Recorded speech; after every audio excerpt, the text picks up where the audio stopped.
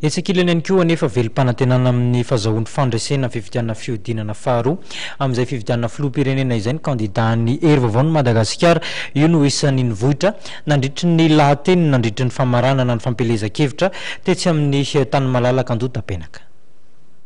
Vahoaka marobe no namaly ny antsony hery vaovao an'i Madagasikara teto amin'ny kianjana Andotapenaka. Fahatongavana marobe izay midika ho fahavononana Antananarivo hifidin'ny kandida Larana fahatelo hoy Hery Rajaonaromampianina. Tsy miandry hery vaovao elatsony ianao ry Antananarivo, efa tonga ny hery vaovao e! Faly miarabanao ry Antananarivo satria dia ao anatin'ny fahavitriana no iaonantsika androany. Ny fahitako azy efa voninka andresy Antananarivo ary efa vonina ny ampandresy ny hery vaovao tompoko lasy tompoko avy eo. Ny tety faritra maro zato mahery efapolo amby zato ny maromarina koa nanerana Madagasikara ny tenanay tamin'ny propagande ny premier tour sy ny deuxième tour.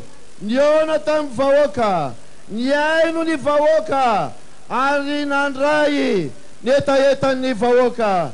Zavatra hita dia zao, vahoaka te hiady amin'ny fahantrana ny vahoaka malagasy fa tsy vahoaka ampiadina tompoko lasy tompoko avy eo. Marasatsymary ny anisany izay afatra nampitaina taminay dia hoe ty tany ity maminy malagasy ka rariny loatra raha nampitainy aminay fa tsy tokony alaina amin'ny taniny, tsy tokony adina amin'ny taniny, tokony verina amin'ny tompony taniny fa lasa fisaraham-bazana no ateraky zany rehetrarehetra zany eto aho. Dia te hilaza ary te hisotra ny président Rajoelina zay fanambarana Andriamatoa Augustin teo fa teto amin'ny tony tany itony dia lasa niteraka fisaraham-bazana. Fa ny président kosa nanarina zao kianjo izao, nanorina zao kianjo izao ka ilay fisaraham-bazana lay alahelo teo dia lasa fihavanana, lasa fiarahana. Zany tsenetsika tompoko lasy tompoko avy eo.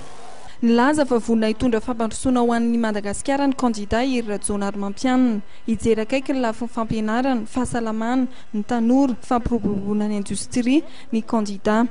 Kandida ny fisokafana ihany koa ary maro ireo atoko sy fikambanana ao an-damosiny amin'ny fifidianana filoham-pirenena fiodiana faharoa izay ho totosaina ny zoma ho avy izao. Anisan'ireny ireo kandida filoham-pirenena Roland Ratsiraka, Pero Rajaonarivelo, Dada Faro, Patrick Rarimanana, Julien Razafy-Manazato, Rakoto Jean-Pierre ary Voninahitra Jean Eugène.